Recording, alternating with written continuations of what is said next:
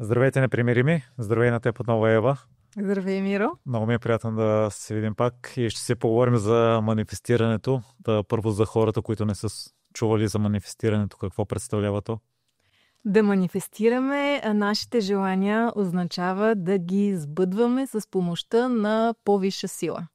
Дали ще я наричаме Вселената, Господ, интуиция, пълен потенциал, всичко това. Има хора, които наричат по различен начин, дали ще го наричаме любов. Просто да вярваме, че може да манифестираме желанията си и то не зависи само от нашите ограничени възможности. И тъй като аз съм малко, признавам си, скептично настроен към това, ще ни разкажеш една твоя лична история, в която манифестирането е сработило. Първо искам да кажа, че ние манифестираме през цялото време. Целият наш живот е поредица от манифестации. Тоест всички наши мисли, които са отсветени емоционално, дали се страхуваме от нещо или много искаме нещо, ние го привличаме в живота си и то се манифестира. Въпросът е да осъзнаем как всички случки, хора, събития са свързани с нашите мисли. Ние или сме си го мислили това нещо преди да се случи, или сме се страхували от него, или просто някъде сме го видяли минало, без дори много да осъзнаем, но ние манифестираме абсолютно всичко в нашия живот. И аз също така непрекъснато манифестирам, като всички хора, просто го правя по-осъзнато и си набелязвам неща, които искам да манифестирам и те непрекъснато се случват. Те са безброй. Сега се сещам за круиз, за едно пътуване с кораби. Аз съм работила на кораби и съм била също така на круиз с един от предишните ми партньори като подарък за рождения ми ден. Но много обичам круизи и исках пак да отида. И съм си направила vision board, колаж от мечти и картини и си ми седи така в стаята. И там също имаше круизен кораб. И така от нищото изведнъж сестра ми звъни и ми казва, искаш ли да ходим на круиз? Сестра ми живее в Германия, тя има малки деца. Имаше тогава малки деца. И е така, тя никога не е ходила на круизи, мислеше, че круизите са за бабички, възрастни хора, за будите на повечето хора. И аз си казвам много ясно, че искам кога отиваме, къде отиваме. И така, без никакво усилие аз да правя, това нещо се реализира.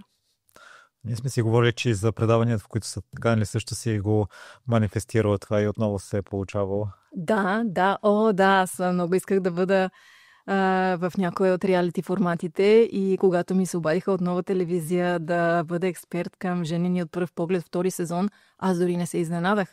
Просто знаех, че това няма как да не се случи. Аз съм си го представила, видяла съм го, пуснала съм го и то се случва.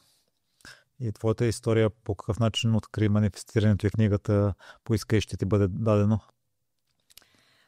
Първо започна с Тайната. Предполагам, че повечето хора са чували за филма Тайната, за книгата Тайната.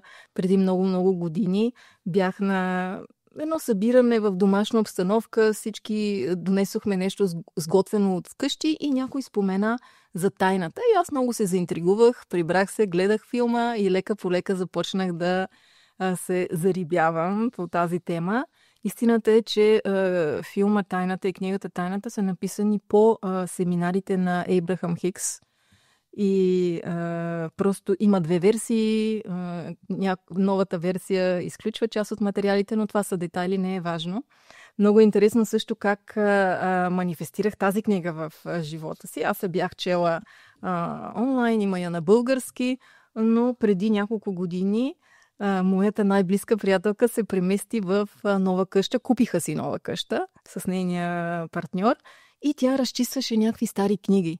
И от предишните собственици тази книга Ask and It is Given е в тази къща, разбираш ли? И тя ми я носи, защото знае, че съм най-големия фен на Ейбрахам. И аз викам, да, просто така се случват нещата. Да, така непрекъснато се случват. Хората ги наричат чудеса, но за мен не са чудеса. За мен това са най-естествените неща, защото знам как работи Вселената и вече само се радвам и изпитвам благодарност, но дори не се очудвам, когато тези неща се случват. Ако все пак има ли нещо, за което си манифестирал и не се е получило? Със сигурност. Със сигурност има такива неща и това означава, че аз имам съпротиви и страхове вътре в себе си, които все още са малко по-силни от желанието. Така че сега работя върху това да пусна съпротивите, да се освободя от страховете, а най-лесно това става, когато не се занимавам с тази тема изобщо. Медитирам си, фокусирам се върху приятни неща, поддържам висока вибрация и всичко си се нарежда по най-добрия начин. Ако искаш да започнем от съпротивите, тогава по какъв начин да разберем, че имаме съпротиви, не сме готови за нещо, което искаме? То е много просто. Ако го нямаме, значи имаме съпротиви. Защото ако сме готови за него и нямаме съпротиви, то ще се е случило вече в живота ни. И добре, ако имаме съпротиви, по какъв начин да работиме? Или преди това, по какъв начин да сме сигурни, че искаме конкретното нещо, не просто защото сме го видяли и не идва от нас? Това вече е много важен въпрос. Дали наистина го искаме? Ако към момента не сме напълно сигурни, значи имаме нужда от повече яснота. И нашите преживявания ни помагат да добием тази яснота. И когато вече сме наясни, че го искаме, ние го привличаме в живота си. Но понякога го привличаме без да сме на 100%, че го искаме и тогава разбираме дали го искаме или не, когато то се случи. Така че всички случки в нашия живот са с цел да получим по-голяма яснота. Какво искаме и да се подготвиме за него. И ако вече установим, че има съпротива и не ни се получава, какво да направим? Най-лесното е да не се занимаваме с тази тема, по която имаме голяма съпротива. И сега ще дам конкретен пример с връзките. Понеже аз съм любовен коуч, трябва това да го споменем. Повечето хора, на които помагам, толкова много искат партньор и връзка, и семейство, и сватба, или дете. И така са се фиксирали върху това нещо и то не става и се трупат все повече страхове. То няма да стане, толкова дълго време не е станало, нямам опит, не става. Вече става завихряне на негативна енергия. Най-добре е, ако има такава фиксация, просто за известно време да спрем да мислим по тази тема, да се фокусираме върху нещата, които ни се получават с лекота. Със сигурност има дали в професионален план, дали с приятели, хоби, нещо, което ни е приятно да правим, да мислим за него. И когато поддържаме висока вибрация, това ще ни помогне да отслабим съпротивите и в другата тема. И ще започнем, когато се чувстваме добре, щастливи сме, ще започнем да виждаме различни пътища. Ще привлечем някои хора, които ще ни помогнат. Ще привлечем някакви обстоятелства, които ще ни дадат яснота. Ще намерим път, който ще ни заведе до нашата цел и нашето желание, когато се чувстваме добре и сме свързани с потенциала, изследваме знаците на Вселената и така. И Ева, да те върнем обратно към книгата, след като изгледа филма и откри книгата, кои бяха твоите стъпки или кое първо те спечели в манифестирането и че да му повярваш? Значи в книгите на Ейбрахам Хикс има Естер и Джери Хикс са авторите. Нали, Ейбрахам е Infinite Intelligence, т.е. това не са някакви същества, които са написали реално тази книга. Във всичките им книги е описано точно как се случва процеса на ченелинг. Във всичките им книги има конкретни упражнения и процеси. Специално в Поискай и ще ти бъде дадено има 22 процеса. Те са нещо като игри, упражнения, които ни помагат да се чувстваме добре. А какво значи да поддържаме висока вибрация? Значи да се чувстваме добре. И те са създали емоционална скала, т.е. обясняват нашите емоции как са градирани като честота на вибрация. И сега ще дам няколко примери. Най-ниската честота са най-неприятните емоции. Това е страха и безпомощността. Значи, когато ние изпитваме силен страх и безпомощност и си мислим, нищо не зависи от мен, ние сме на най-ниското стъпало.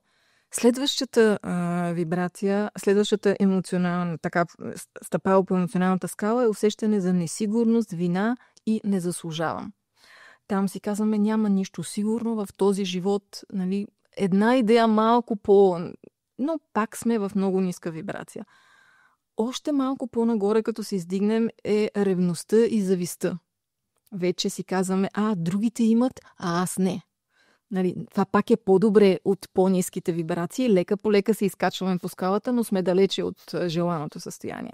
Следващата степен е омраза, след това отмъстителност, след това идва гнева, обвинението, съмнението, разочарованието, претоварване, вече сме прекалено много неща са ни на главата, раздразнението и лека по лека минаваме през скуката и отиваме песимизъм, скука и вече минаваме към приятните емоции. Задоволство, надежда, оптимизъм, вяра, ентусиазъм, вълнение, страст и най-високата вибрация са радост, свобода, любов, благодарност.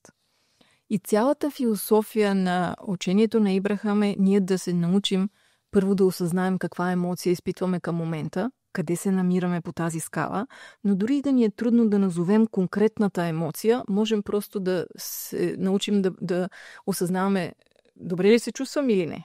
Тоест, приятна емоция ли изпитвам или неприятна. И когато осъзнаем, че емоцията е неприятна, да започнем да търсим малко по-приятни мисли, по-приятни занимания, за да можем лека по лека да се изкачваме нагоре по емоционалната скала. Също така е много важно да осъзнаем, че единствената причина да не се чувстваме добре са нашите мисли. Това е ключово. Нищо извън нас, нито събитие, нито човек, нито обстоятелство не е причина за нашите емоции. На това може би ще е добре да отделим малко повече време, защото повечето хора си мислят: аз като имам партньор ще се чувствам щастлив. Аз като имам голяма къща ще се чувствам щастлива, удовлетворена. Аз като стана известен или имам много пари, или съм много професионално успешен, тогава ще се чувствам удовлетворен. Истината е, че във всеки един момент, във всяка една ситуация, ние можем да се фокусираме върху това, което ни липсва. Колкото и пари да имаме, може да искаме още и да сме недоволни. Какъвто и партньор да имаме, може да се фокусираме върху неговите недостатъци и пак да сме недоволни. Каквато и прекрасна къща да живеем, може да се фокусираме върху нещо дребно там и пак да се чувстваме зле. Така че щастието е начин на мислене. И умението да сбъдваме желанията си и да се чувстваме добре е в умението да управляваме фокуса на нашите мисли. Това е. Много е просто. Не казвам, че е лесно, но е изключително просто. Нужно е да, когато осъзнаем, че не се чувстваме добре, да си зададем въпрос, първо, дали не е нещо физическо, дали не ни е студено, дали не сме много уморени, гладни или нещо друго, някаква физическа заплаха. В повечето случаи не. Това е някаква мисъл. Осъзнаваме какво мислим, за какво мислим в момента, разбираме: аз в момента съм се сдухал нещо, защото си мисля пак някакви негативни сценарии ми се въртат в главата. Окей, това са само мисли, това са някакви заблуди, сега мога да си мисля за нещо хубаво. И аз насърчавам всички хора да си набележат една тема, по която, като си мислят, се чувстват добре. Дали ще е котката или кучето им, дали ще е бебето, дали ще е някаква мечта, предстоящо пътуване, хоби, творчески процес, предстоящ проект или нещо друго. Намерете си нещо, за което като се сетите и просто изведнъж грейвате, и това ще бъде вашето нещо, когато осъзнаете, че не се чувствате добре. Сега няма да се занимавам с тия работи. Я да си помисля за котката, колко ми е хубаво. И ще видите как ще ви дойдат идеи как да решите онзи проблем, как да се справите с онази ситуация. Вселената ще започне да ви праща помощ по всякакви начини. Не е избягване на проблема това, ако не мислим. Значи, ако ние можем да направим нещо конкретно по проблема, сядаме, правим план и започваме да действаме. Но ако само седим и циклим и се вайкаме и мрънкаме и се оплакваме и обвиняваме, тогава нищо не става. Значи, когато се кажем: окей, добре, аз сега нямам партньор. Мога да започна да си мисля: горкичката, аз колко дълго нямам партньор, никога няма да ми се случи, нали? Това е абсолютно непродуктивно. Обаче мога да си кажа: добре, нямам партньор, какво мога да направя? Я да видим онлайн нещо да потърся, да се запиша на събитие за запознанства, да си създам стратегия, да си опиша визията. Нали, можем да използваме тези мисли като мотиватор и двигател за градивно действие, а можем просто да се самосъжаляваме, да се държим като жертвата и само още повече страхове да насаждаме в себе си. И Ева, ако някой от аудиторията се припознава, че в ниските нива, кои са начините да се издигне на по-високо? Начините са много. Те са тактически и стратегически, така да кажем. Нали? Неща, които можем да направим в моментното си състояние, са тактическите. Ще го поговорим за тях, но по-важно е стратегическото. Това, което за по-дългосрочен период, по-устойчиво и стабилно да ни държи във високите вибрации. И това е промяната на начина на мислене, на майндсета. Ако ние смятаме, че нищо не зависи от нас в нашия живот, че всичко че ние сме жертва на обстоятелствата, въпрос на съдба, на късмет, на правителството, на не знам си кой, тогава ние няма как да имаме устойчиво спокойствие и висока вибрация, защото от нас нищо не зависи и ние се носиме и така по течението.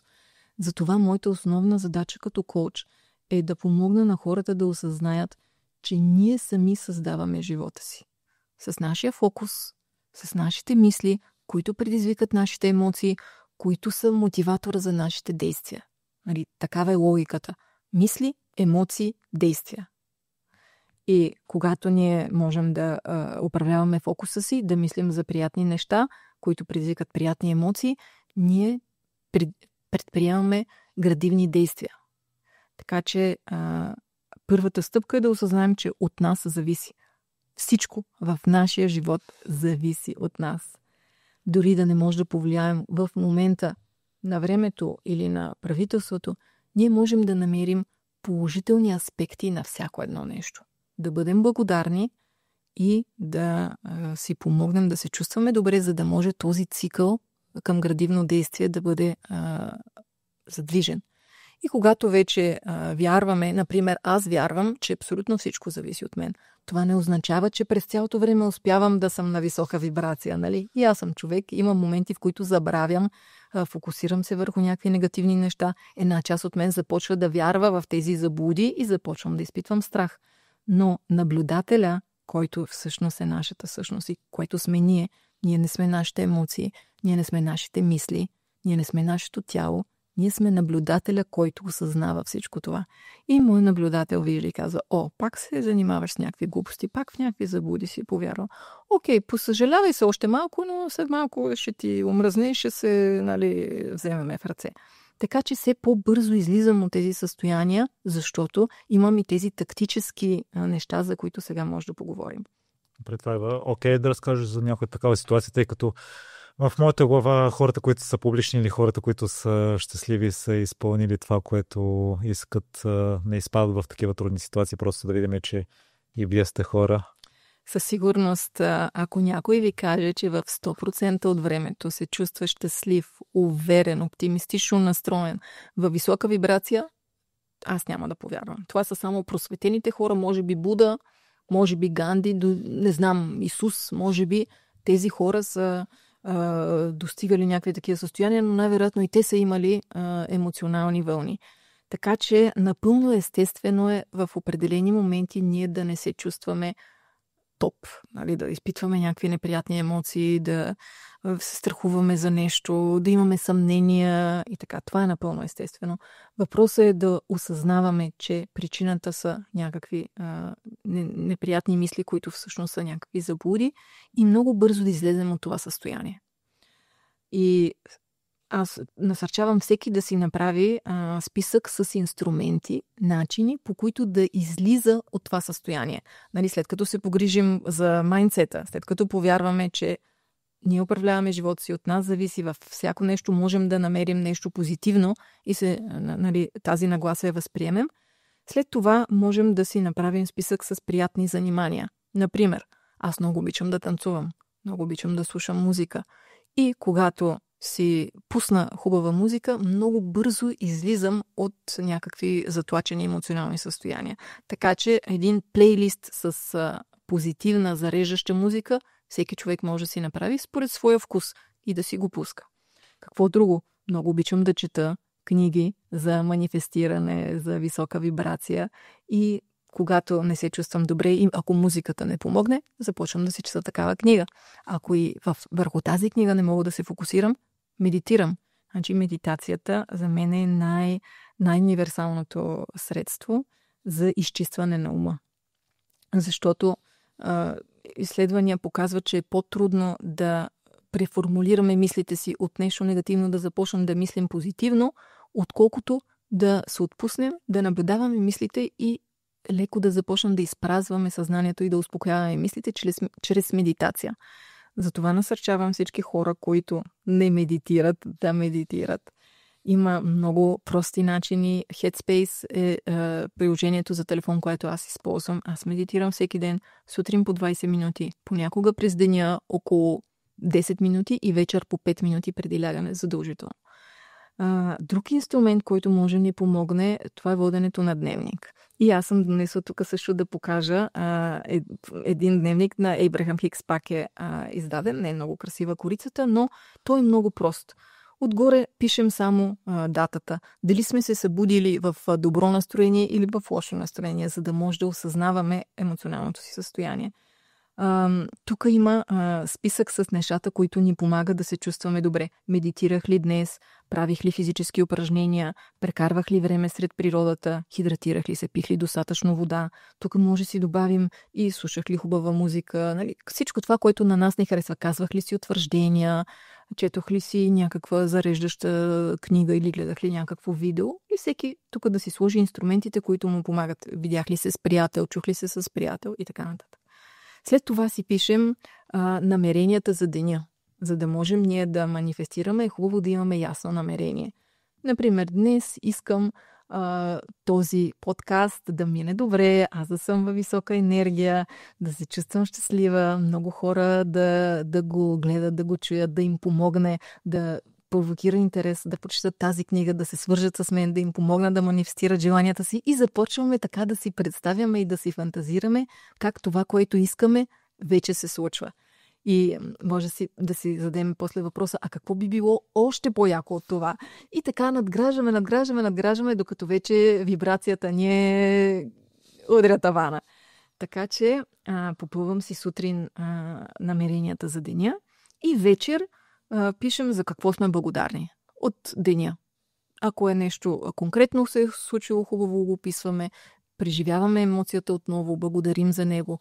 Или ако няма нещо конкретно, благодарим за това, че сме здрави, че имаме къде да живеем. Нали, винаги има за какво да се благодари. И емоцията на благодарността е най-високата вибрация. Затова има толкова много книги и почти всички духовни практики насърчават благодарността, защото медитацията, приемането и благодарността за мен са трите основни инструмента, които ни помагат ние да се изкачваме по емоционалната скала и да се чувстваме добре и да привличаме в живота си всичко, което искаме. Ако имаме негативна мисъл, тъй като ние сме си говорили, че аз правя точно обратното на теб, пускам си тъжна музика и става още по-тъжна. Да направим нещо, което ни е приятно, да благодарим за нещата, които имаме. Това са нещата, ако имаме негативна мисъл и сме в... Сега, хубаво е да осъзнаем, че ако ние сме в някаква мисъл, която предизвиква в нас страх, т.е. ние сме на дъното на емоционалната скала, ние най-вероятно нямаме достъп изобщо до мисли, които са на върха за благодарност. Това е доста нереалистично очакване. Ако ние изпитваме страх, изведнъж да се изпълним с благодарност, това едва ли ще бъде възможно. Затова е създадена тази емоционална скала, за да можем лека по лека ние да се изкачваме. Значи от тази неприятна мисъл можем да потърсим малко по-приятна от тази. После малко по-приятна. Ако искаш, може да направим едно такова упражнение с една конкретна мисъл, за да покажем как става това. Защото ако ние си мислим, нали, както е, нищо не зависи от мен, не мога изведнъж да кажа, благодаря за този живот, който създавам всеки ден и тази благодат. Нали? Просто не е много логично така да се случат неща. Добре, аз ли да измисли някой... Кажи ми, коя е най-често мисълта, която се върти в твоята глава, която ти предизвиква неприятни емоции и те кара да пускаш тъжната музика и вече да се завихря тази драма? Да, защото е важно да осъзнаем, че ние сами си създаваме драмата. И е много хубаво да видим как го правим, кои са моделите, кои са мислите, каква верига тръгва, какво правим, как завихреме. Още повече драма и драма. Нали? Много е добре това да го осъзнаем. Добре, всъщност с нещо, което ме е страх и до някъде не е толкова реалистично, не е толкова лично. Тъй като в миналото съм имал болешки, свързани с бягането и сега отново имам амбиции с него и от време на време имам такава мисъл, ако отново се контузия. Чудесно. Значи в момента, в който ти хрумне, ако отново се контузия, може да си мислиш, чакай сега, аз вече имам едно на ум, знам, преминал съм през това, взимам ли предпазни мерки, това да не се случи, нали, внимавам ли, започваш да си търсиш някакви рационални причини, поради които ти вече си погрижил това да не се случи. Нали, за да успокоиш онази част от теб, която се тревожи. Ти предприел ли си нещо, за да минимизираш шансовете от контузия? Леки промени. Добре, можеш ли да направиш по-големи промени, за да си по-спокоен, че няма да се стигне до контузия? Да, но може би не искам, тъй като нещо разумно, което би било добро, е да си почива малко повече, което не правя. Така, т.е. в случая тази мисъл може би е благотворна за теб, защото тя ти казва, това, което правиш, може би не е много добре. Ти си вредиш. Защо се претоварваш? Защо не си почиваш? Така че някои от тези мисли могат да бъдат градивни. И първата ни задача е да направим този диалог със себе си, едно работим с коуч. Добре, има ли реално основание аз да се притеснявам от контузия? Явно има. Претоварвам се. Може би е добре повече да си почивам. И ти сега решаваш, искаш ли да започнеш повече да си почиваш или искаш да продължиш да рискуваш това нещо. Чудесно. Ако към момента нещо в тебе те кара да продължиш да рискуваш, просто наблюдаваш и си казваш, добре, явно към момента нещо в мен ме кара да продължа и това е окей. Тоест тук идва наблюдението и приемането. Когато си готов, когато наблюдаваш в един момент, може би ще си кажеш, аз за какво го правя това? Малко е тъпичко да рискувам, защо се напъвам, какъв е смисъл от цялото това нещо? И лека по лека този вътрешен конфликт, значи в теб има две части. Едната, която много иска да тренира, по някаква причина се претоварва, и другата, която се притеснява, че това може би не е много здравословно. И твоята задача е да намериш начин тези две части да си поговорят, да постигнат някакво съгласие, за да можеш ти да се успокоиш. И ти си прецени дали това ще го направиш сам, нали, с помощта на някой друг, и да вземеш решение как искаш да се погрижиш по този въпрос. Аз съм почитател на действията и според мен графата е обърнатата, която ти сподели емоции, мисли, действия. На такъв тип хора като мен, които емоциите са на по-заден план в приоритетите с желанието, какво би казала? Бих казала, че обратният цикъл също е валиден. Действията ни предизвикват емоции в нас. Така че то се завихря. Нали, има мисли, емоции, действия, които предизвикват емоции, мисли, действия. Нали, то е един постоянен кръговрат. И отново идва наблюдението. Нашите действия, какви емоции предизвикват в нас, до какви резултати водят и те задоволителни ли са. Значи, ако моите действия ме водят до резултатите, които искам и аз се чувствам добре, чудесно, няма нужда да се занимаваме с емоциите. Всичко е супер. Обаче, ако аз не се чувствам добре, може би ще е добре да видиме, чак сега тия действия дали са много благотворни за мене. Вероятно не. Ако проблема не е в действията, а само в нагласата ми към действията, е нужно да променя мислите. Разбираш ли? Така че емоциите са барометъра, те са лампичките, те са сигналите, които ни показват да продължаваме да правим това, което правим, или да смениме курса. Така че, ако ние се чувстваме добре, нямаме никакви грижи, продължаваме да действаме. Но ако не се чувстваме добре, нещо трябва да се промени. Значи трябва да спреме и да кажем, чак сега, дай да видя, защо не се чувствам добре, какво предизвика тази емоция. Действията ми, нагласата ми или кое? Начините... Аз съм забелязал някой път, ако не се чувствам добре, отлагам някое действие, но когато го направя, след това се чувствам добре.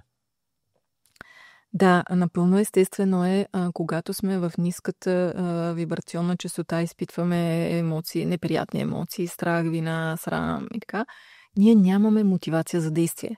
Точно това е смисъл на изкачването по емоционалната скала, защото емоциите са нашия двигател. Те са нашата енергия и сила, която прави действията възможни. Нали, ако ние се опитваме да извършваме действия без тези емоции, да, то е възможно на воля да го караме, но това няма много дълго да трае във времето. Нали, можем да направим някои действия, въпреки това, че не се чувстваме добре, ако сме убедени, че те ще ни помогнат да се чувстваме добре и са в правилната посока, за да започнем лека по лека да се издигаме по емоционалната скала.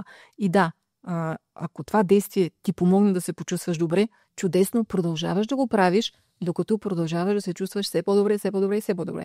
Ако обаче някое действие те кара да се чувстваш зле, може би най-добре да го правиш. Нали, то е логично.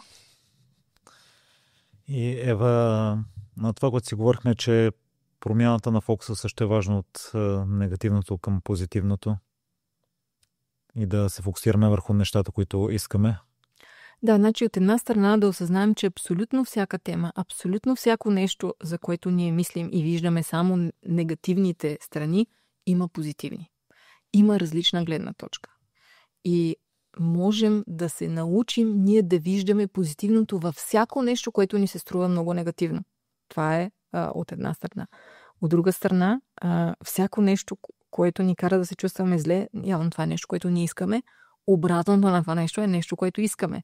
Така че по същия начин можем да си кажем, окей, добре, аз в момента нямам партньор, това е нещо, което не искам. Какво искам? Искам да имам партньор. Добре, да видим как мога да започна да си мисля за това, че вече се е случило.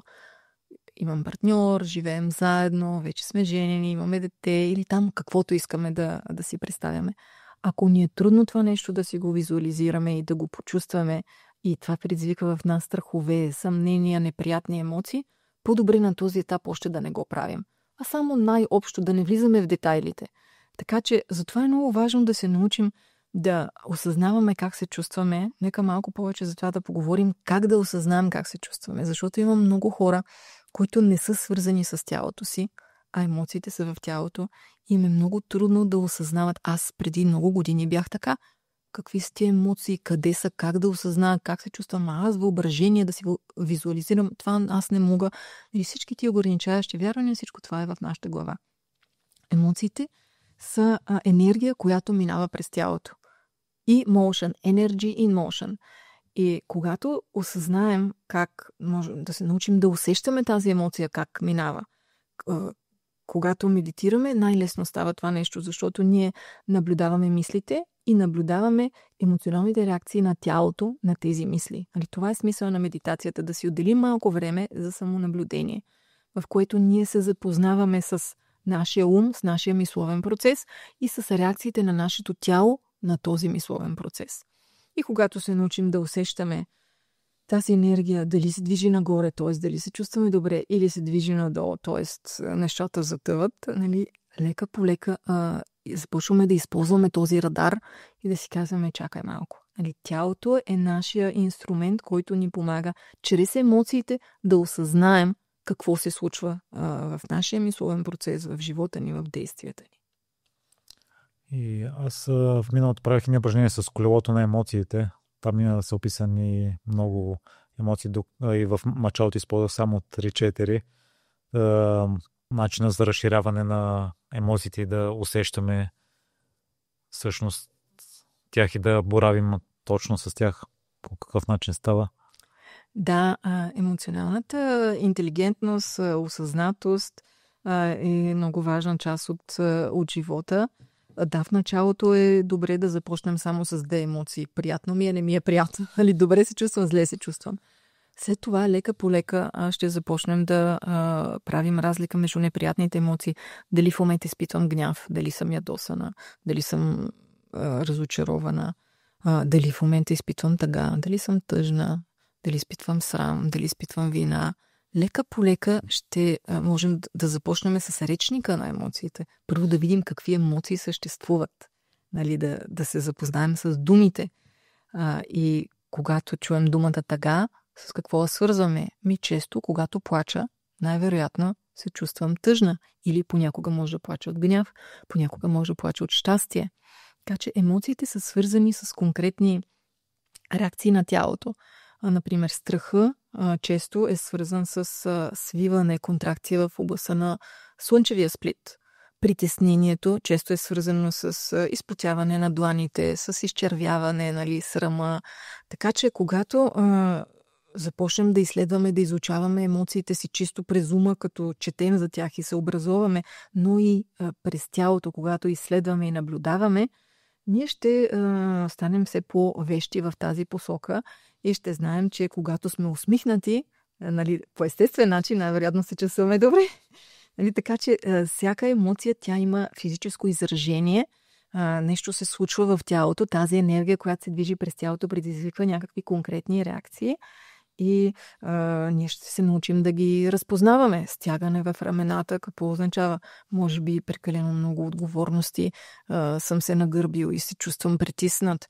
Ако нямам въздух, вече не мога да си поема въздух, може би не си давам право да се наслаждавам живота, да поспра, да почина. Нали, може да се говори за това дни наред, нали? И друго нещо, което ми направи впечатление от резюмето, което изслушах за книгата, е промяната на нагласата да си мислим положителния резултат от нещата, които могат да не се случат. Тъй като при мен понякога е и негативно си мисля, нещо ще се обърка и не мога да вътрешно някакси да изпитам положителната развръзка. Да, когато осъзнаем, че в главата си рисуваме негативни сценарии, нали, представяме си, че се случва нещо, което не искаме да се случи, първата стъпка е осъзнаването. Ето, аз в момента си представям нещо, че се случва, което не искам да се случва.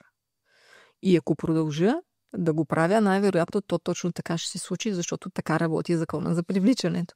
Така че дай да видим сега как мога да спра тази верига от негативни мисли, за да не го материализирам това нещо и манифестирам. И как мога нещо друго да правя вместо това. И мога да си задам въпрос и си кажа, окей, добре, разбрах какво не искам. Не искам контузия. А какво искам? Може би искам лекота, да съм здрава, пълен с енергия, да постигам резултати и започваме да насочваме мисълта си към нещата, които искаме. Това е най-важното умение, което е добре с тренинг да усвоим.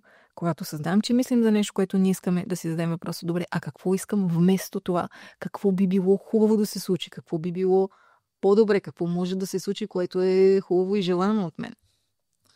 Тук наскоро отново, мисля, че предния епизод го засегнахме. Ако си мислиме, че не заслужаваме хубавите неща.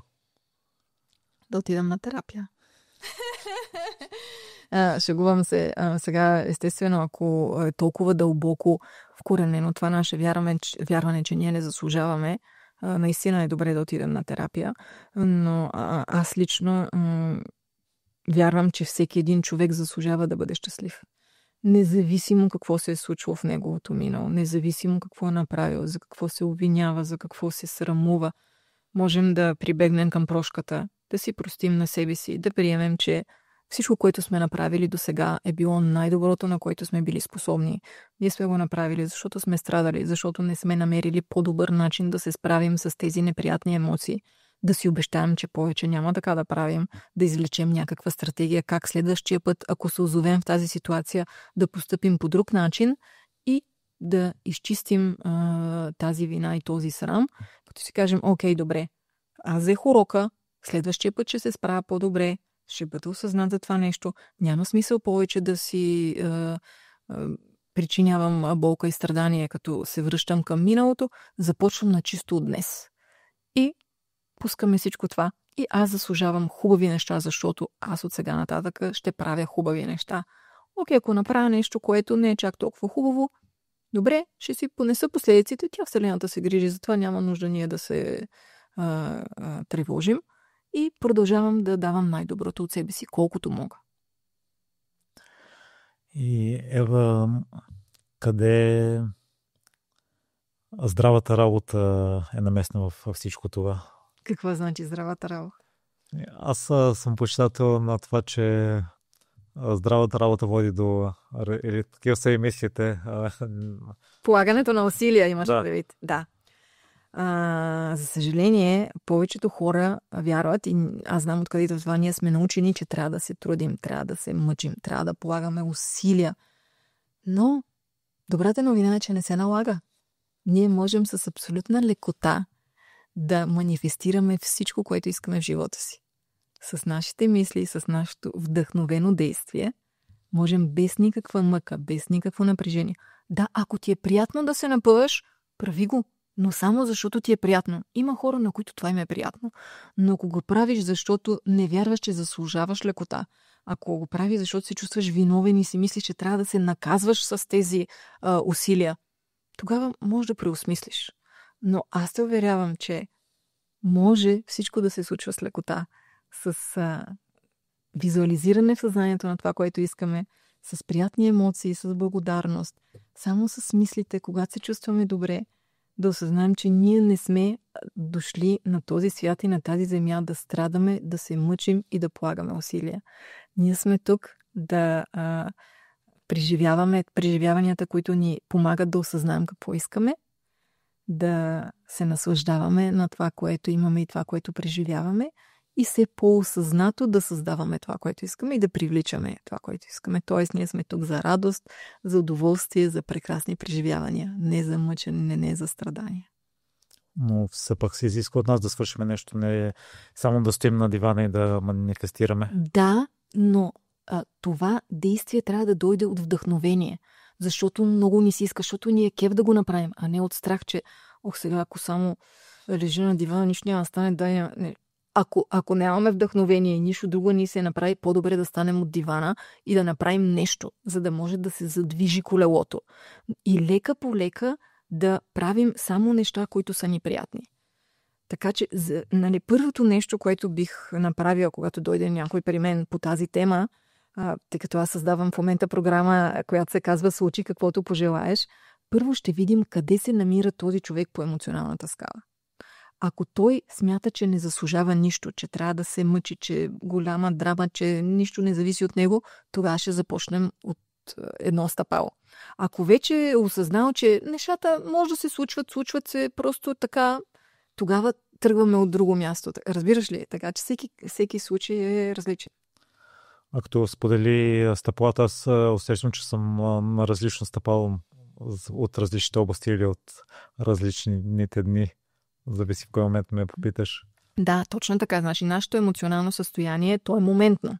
То не е постоянно и стабилно. Ние не изпитваме една емоция нон-стоп. Емоционалното състояние постоянно се променя.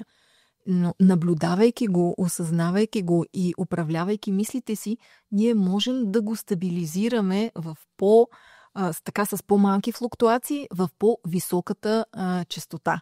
Това е смисъла.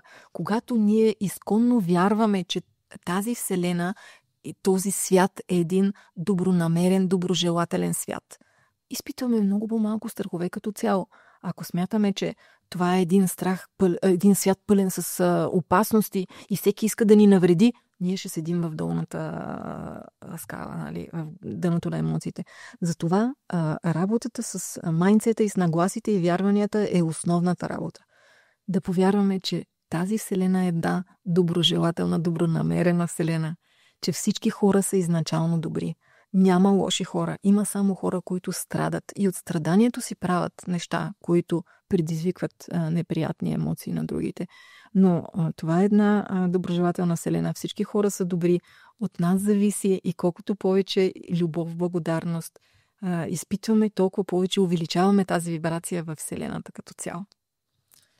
Във връзка с действията, ако нещата, които искаме, идват от вдъхновение, от позитивизъм, но някои действия са ни неприятни.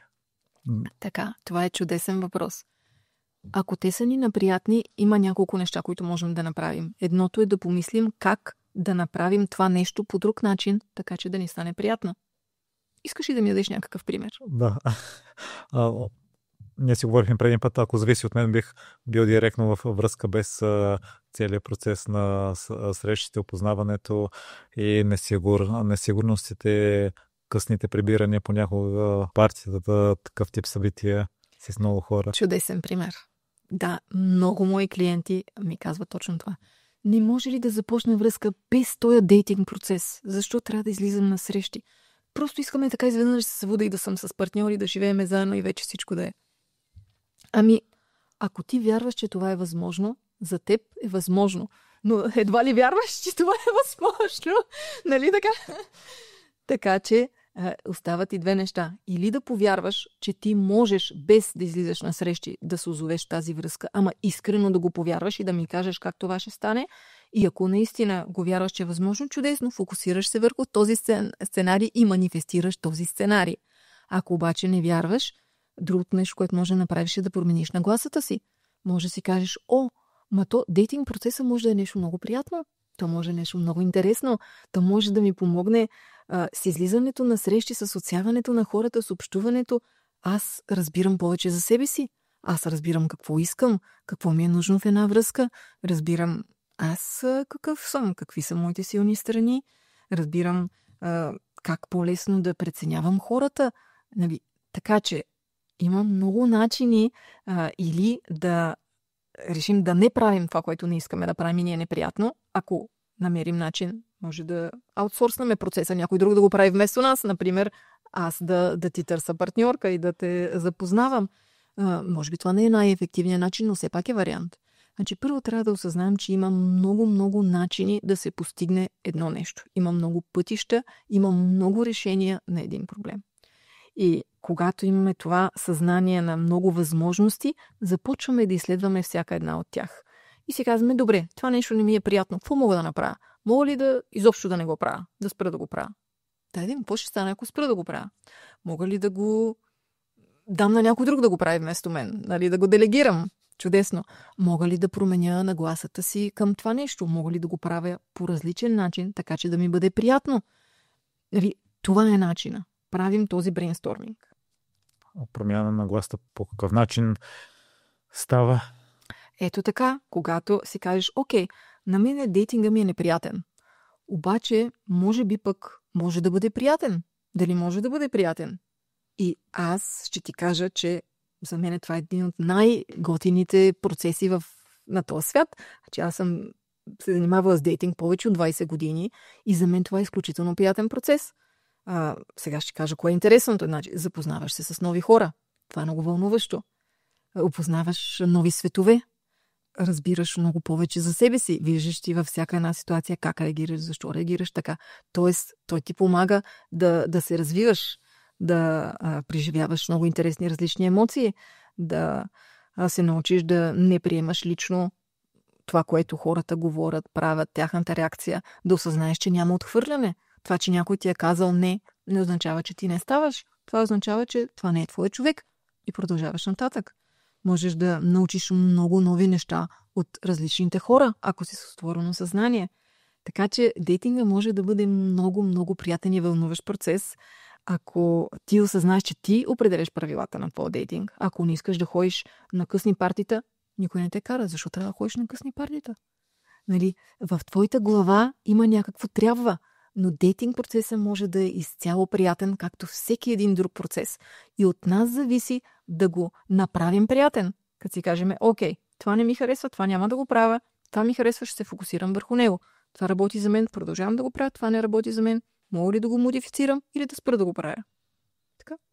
Аз съм съгласен, Ева, че има и позитиви в това и нещата, които описа, но като и в главата е крайният резултат, това пък ми пречи да се наслаждавам на процеса. Да, това е много хубав въпрос.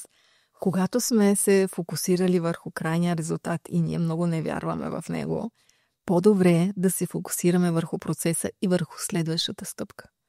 Значи, ако не сме имали връзки и ни се струва просто не мога да си представим как изведнъж ще се оженим и ще имаме деца, нали, много е голяма пропаста между там, където се намираме и това, което искаме, фокусираме се върху следващата малка първа стъпка. Да излезем на една среща с свободен, симпатичен човек, който живее в нашия град. Просто, когато постигнем тази цел, си съставяме нова цел. Да изляза на още 3 срещи с този човек или с един и същи човек. И така с малки стъпки си поставяме малки постижими цели, които не ни плашат, а които ни ентусиазират. И точно така работи коучинг във всяка една сфера. Не се фокусираме върху някакъв резултат, който ни се струва в момента почти невъзможен и невероятен. Фокусираме се върху нещо малко, което ни вълнува, струва ни се интересно, искаме го, но ни се струва и постижимо и възможно. И така лека по лека разширяваме нашето съзнание и зоната на комфорт, или както искаш го нарече. И ако дойде разочарованието, искаме да излизаме с някой човек, след това излизаме на втора среща, на трета и там се прекъсват нещата. Чудесно, значи осъзнаваме, че това не е нашия човек. Щом са прекъснали нещата или ние нямаме уменията да бъдем с този човек, може би не сме комуникирали по подходящия начин, може би сме се изплашили и сме се отдръпнали, може би сме саботирали по някакъв начин. Значи правим анализ каква е причината да спрем да излизаме на срещи. Ние ли спряхме да го каним на срещи този човек или той спря да ни приема поканите? Ако спря да приема поканите, защо? Питахме ли го каква е причината? Нали? Я ви сподели визуализация. Това също е друг метод и в предварителния разговор си говорихме, че има разлика между визуализация и манифестиране. Да, визуализацията е средство за манифестиране. Тоест, ние си представяме, че това, което искаме, вече се е случило. Изпитваме емоциите, които бихме изпитали, когато то се случи, и това ни помага да го манифестираме в живота си. И питай ме нещо, защото аз мога да се отплесна и да говоря дни наред. Друго нещо за визуализацията или друго? Просто има много начини. Някои хора казват, аз не мога да си го представя, нямам въображение, не мога да се свържа с емоцията, да го почувствам. Добре, ако не ти е възможно, просто колкото можеш. Представи си само това, което можеш. Някои хора могат в много големи детайли да си представят връзката, която искат. И когато си я представят, че тя се случва, те се изпълват със щастие, спокойствие и благодарност и за тях това работи добре. Но има други хора, които като си го представят, се сковават от страх. Така че по-добре да не си визуализират тези хора. Нали, пак има много голямо значение къде се намираме. Затова представяме си само това, което ни е приятно, до степента, в която ни е приятно, за да можем, ако връзката ни създава страхове, представяме си само първата среща. Това пак е с малките стъпки. И ако можем да си я представим и се чувстваме, окей, спокойно, чудесно, значи то вече се е случило, пускаме го това нещо и просто очакваме да видим как ще се случи с любопитство. Друго нещо, което съм чувал и в епизода са давали примери, ако си представим нещо, ясно го визуализираме и манифестираме, но пропуснем някой малък детайл, последствие може да се окаже, че всичко, което сме си представили, се е сбъднало, но малкият детайл се оказва, че е важен и сме го пропуснали. Чудесно! Когато осъзнаем, че и този детайл искаме, включваме го в нашата визуализация и мечта и следващия път визуализираме манифестираме това, което искаме. Или то ще се случи в рамките на тази настояща ситуация, ще привлечем или това нещо, или просто ще привлечем друга ситуация, която го има. То е много просто. Във всеки един момент ние можем да добавяме още и още и още неща, които сме осъзнали, че искаме. И те се случват, ако ние не им пречим. Да, много е просто. На тебе ти се струва невъзможно. Много хора са наистина така скептични. Разбирам ви. И аз бях така преди години. Но лека по лека с малки стъпки. Когато отвориме съзнанието си, правим малки стъпки, лека по лека се изпълваме с вяра. А доколко алчни може да сме в желанията си? Първо думата алчност предлагам да изчезне от нашия речник. Аз насърчавам хората да мечтаят смело, да мечтаят нахално, нагло, колкото можеш по-алчно, толкова повече мечтай. Стига да не изпитваш чувство за вина, нали? Мечтай колкото можеш повече и лека по лека ще се разширява способността ти да мечтаеш. Лека по лека ще се увеличава твоето усещане за достатъчност и за това, че ти заслужаваш все по-хубави и по-хубави неща. Но към момента мечтай доколкото можеш, докато не започне вече да се включва вината или някаква друга съпротива. До там мечтай. Ева, да кажем, ако си манифестираме партньори, постоянно искаме да надграждаме, няма ли това понякога да е нещо негативно, да искаме още и още и още и да не се наслаждаваме на настоящия? Да, това е прекрасен въпрос, който и мен в момента много ме вълнува. Да, това е много тънък момент. Как същевременно да сме благодарни за това, което имаме и да искаме още нещо. Това е много ключов момент. Да, когато имаме вече връзка, е добре да се фокусираме върху положителните неща в тази връзка. Както и всяко друго нещо. Работа, кариера, хоби.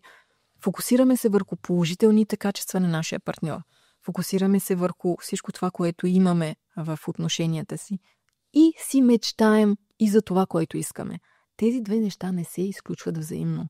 Значи, аз мога да си кажа, изключително благодарна съм за мъжа, с който споделям живота си. Да, и много ми се иска той да е малко по-решителен. Много ми се иска той да е малко по-смел. И аз знам, че това ще стане. Защото, тук включваме една друга тема, защото хората са наше огледало. Нашия партньор е наше огледало. Ако си мислим, че той не е достатъчно смел, значи ние не сме достатъчно смели. И когато аз стана по-смела, виждам как и партньора ми става по-смел. Ако той е неуверен, явно аз съм неуверена в нещо. Когато аз стана по-уверена, виждам как и той става по-уверен. Така че можем да сме благодарни за всичко това, което е, да искаме още и да го очакваме с положително очакване. Това е висшето вече изкуство. За пръстена също се разбрахме да си поговорим. Да. Този пръстен се казва пръстен на настроенията. Той може да ни помогне да осъзнаем къде се намираме по емоционалната скала. Той се купува от всеки индийски магазин за, не знам, 1, 2, 3 лева струва.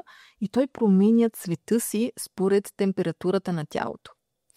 И много интересно, значи, по емоционалната скала, когато сме в долната графа, когато изпитваме страх, вина, срам, нали, неприятните емоции, температурата на нашето тяло е ниска. Тоест, когато ние изпитваме страх, на нас ни е студено. Може би много хора това са го осъзнали. Когато ни е студено, обикновено, освен ако на всички не им е студено и наистина е минус 20 градуса, а просто на нас ни е студено без някаква очевидна причина, това означава, че ние изпитваме страх или някакви емоции от групата на страха, неприятни емоции. И колкото повече се покачваме по емоционалната скала, толкова повече и нашата температура се повишава.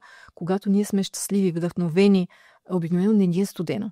Така че това е връзката, как се обяснява, как работи този пръстен. И когато се чувстваме зле, то е в кафяв. Когато изпитваме страх, то е кафяв. Когато вече започваме леко да се изкачваме по емоционалната скала, става зелен. Вече наблюдаваме. Когато сме преминали в положителните емоции, спокойствие и вече вървиме нагоре, той става син. Ето в момента аз съм в така положителната скала, но все още не съм радостта и любовта и благодарността. Когато съм ентусиазирана и благодарна и щастлива, той става розово-лилав. Така че много е интересно. Аз го подарявам дори на моите клиенти, които са завършили коучинг програмата ми, за да могат да си, ако искат, са отворени към тези неща, да си следят. Препоръчвам на всеки да си купи един такъв пръстен и да експериментира. Първо да провери, ако не е този пръстен идва с една легенда, където са описани емоциите на какъв цвят какво съответства. И естествено, ако показва цвят, който не ни хареса, първо да разберем дали не ни е студено. Реално. Т.е. ако ни е студено, да се облечем, да се погрижим, да отидем на слънце, първо да се стоплим. След това, ако не ни е студено, да видим дали не дишаме плитко, просто някаква в тялото си създаваме стрес и напрежение. И след това отиваме вече към мислите. Кои са мислите, които предизвикват в тялото ми тази реакция? И така, това е една много приятна, лесен начин да разбираме как се чувстваме и как можем да наблюдаваме емоционалното състояние. И Ева, каква е твоята рутина с манифестирането? Така, според Ейбрахам Хикс, не е нужно дори да правим визии, да описваме желанията си някъде изрично на хартия, защото във всеки един момент, когато ние преживяваме нещо, ако то не е приятно, ние автоматично си представяме какво искаме вместо това. И изпращаме към Вселената нашите желания. Това става на несъзнавано ниво дори. Така че всичко, което искаме, то вече е изпратено към Вселената, дори вече се е случило и се намира в нашата виртуална реалност, която Ейбрахам нарича вортекс. В, може, паралелна реалност, където както иска човек може да си го представи.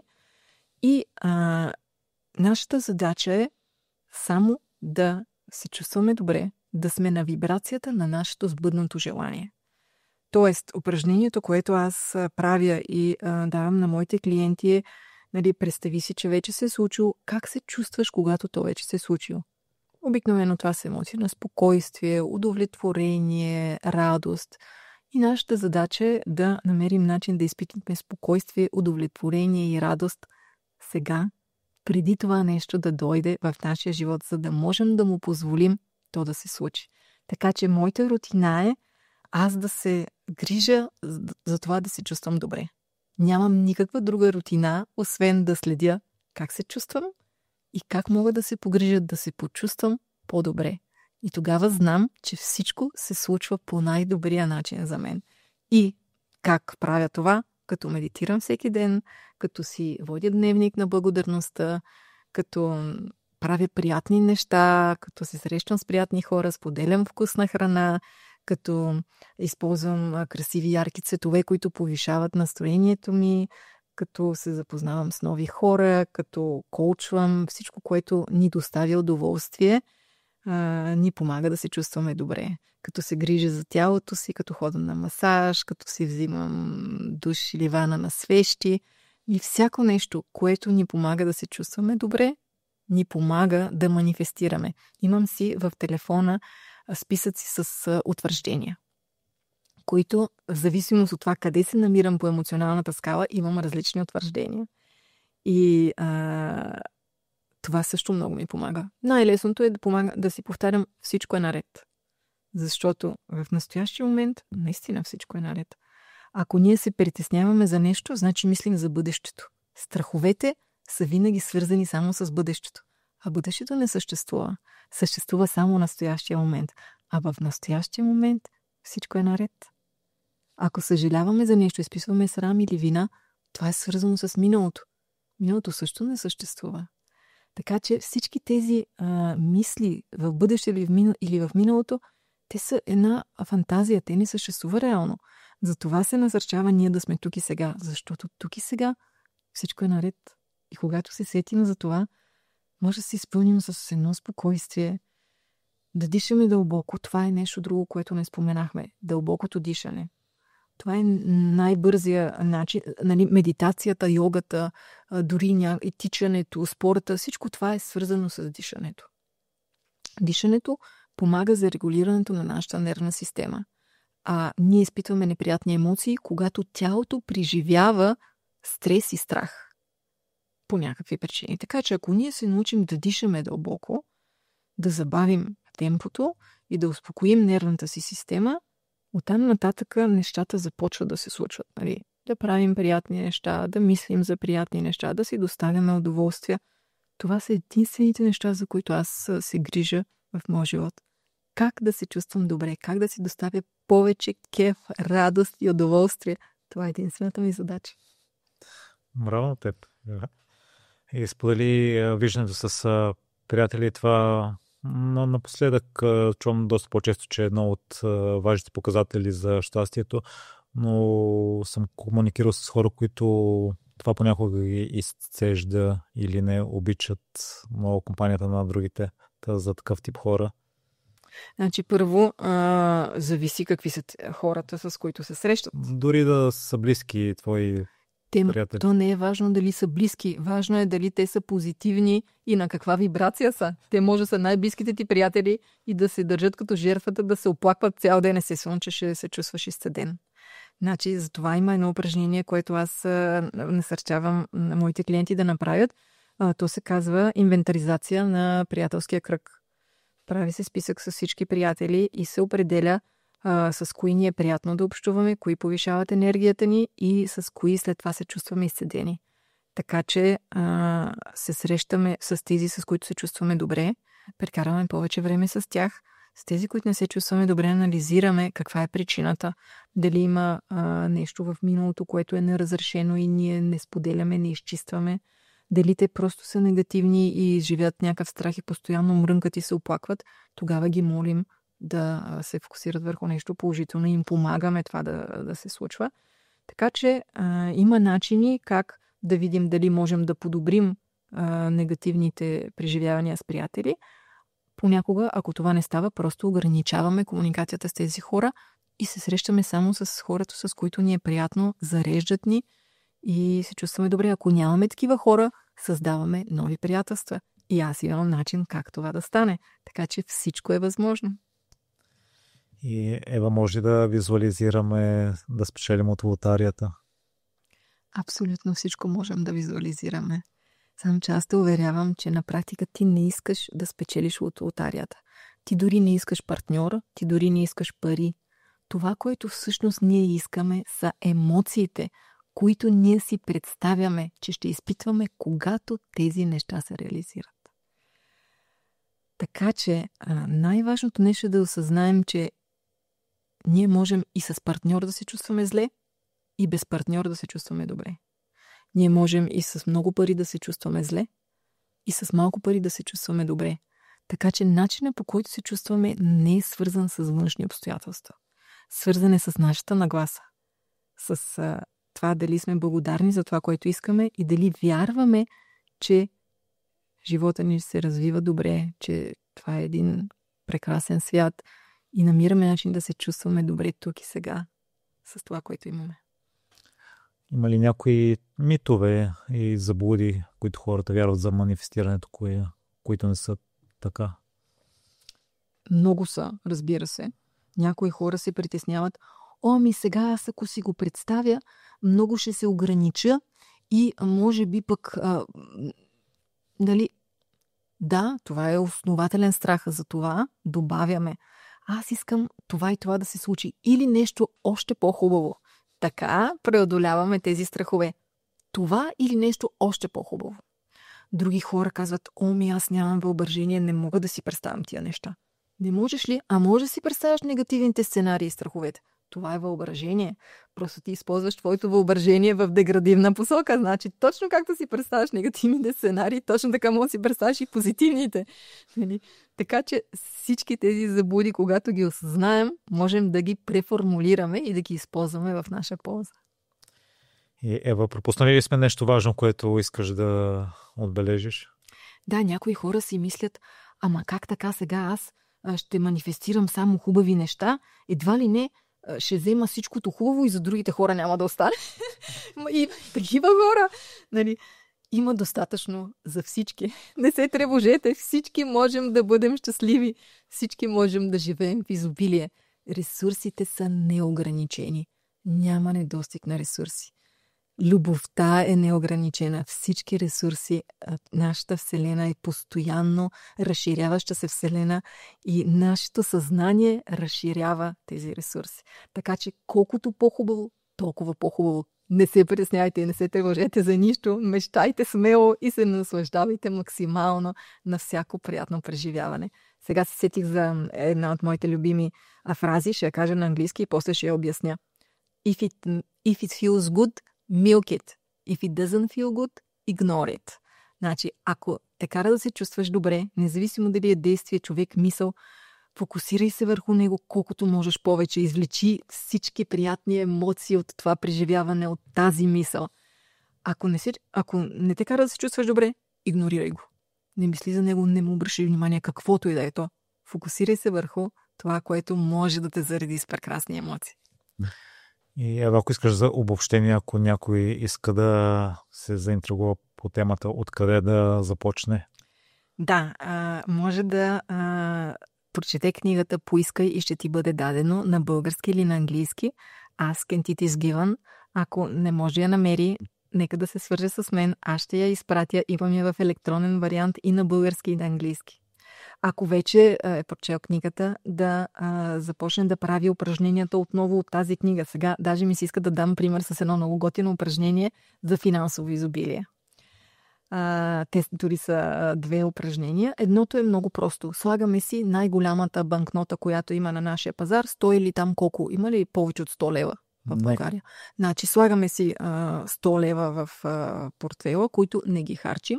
Седят там постоянно и ние всеки път, като си отвориме, и други пари имаме, разбира се, всеки път, като погледнем тази 100 левова банкнота, си представяме, че ние можем да си купим с нея каквото поискаме. който струва 100 лева.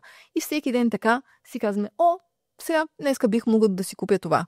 Бих могъл да си купя това. И всеки път, когато ние виждаме нещо хубаво и си казваме бих могъл, ние преживяваме, че все едно сме го купили. И така тази 100 левова банкнота, ние с нея купуваме много неща по 100 лева и така преживяваме изобилието. Това е много просто упражнение за изобилие. Нещо друго, което можем да направим, всеки ден да си пишем чек за определена сума. Започваме, например, с 1000 лева. Ето, днес си пиша чек за 1000 лева и мислено ние ги харчим. За какво бих изхарчила тези 1000 лева? И си записвам. Ето, днес с тези 1000 лева, примерно 100 от тях слагам в спестовната си сметка, с 100 от тях отивам на ресторант, с други 100 си плащам някаква сметка и така изхарчваме тия 1000 лева. На следващия ден си пишем чек за 2000 лева. Изхарчваме тези 2000 лева. Всичко това се случва в нашето съзнание. 3000, 5000, 10 000, 100 000 и така описваме как ние изхарчваме 1 милион. И нашето съзнание, то не знае дали това е реално или въображаемо. То преживява, че това нещо се случва наистина. И когато си представим как всеки ден харчим тези пари и за какво бихме ги използвали, как бихме ги управлявали, и ние преживеем тези емоции, ние вече сме на вибрацията на изобилието.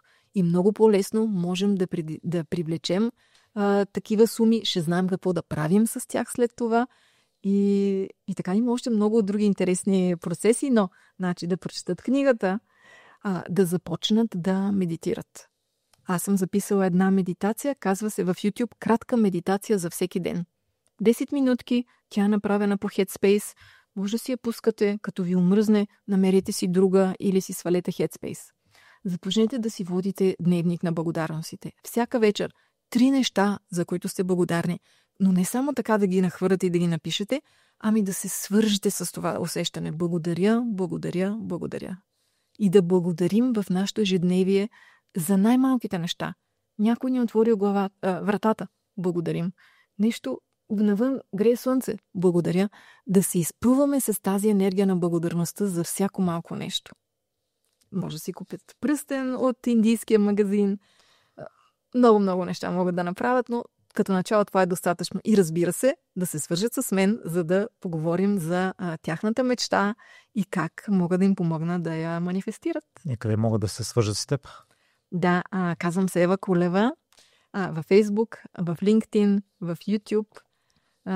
Навсякъде е много лесно да се свържете. Правя много интересни събития, на които може да присъствате. Правя безплатен опознавателен видеоразговор. Не безплатен. Разговор-подарък за всеки човек, който иска да се запознае с мен, да обсъдим целта, мечтата или предизвикателството, което има и да преценим дали аз мога да помогна. Така че свържете се с мен и ще поговорим. Ще ви помогна да реализирате мечтата си. Благодаря ти, Ева. И аз много ти благодаря, Миро. Удоволствие за мен.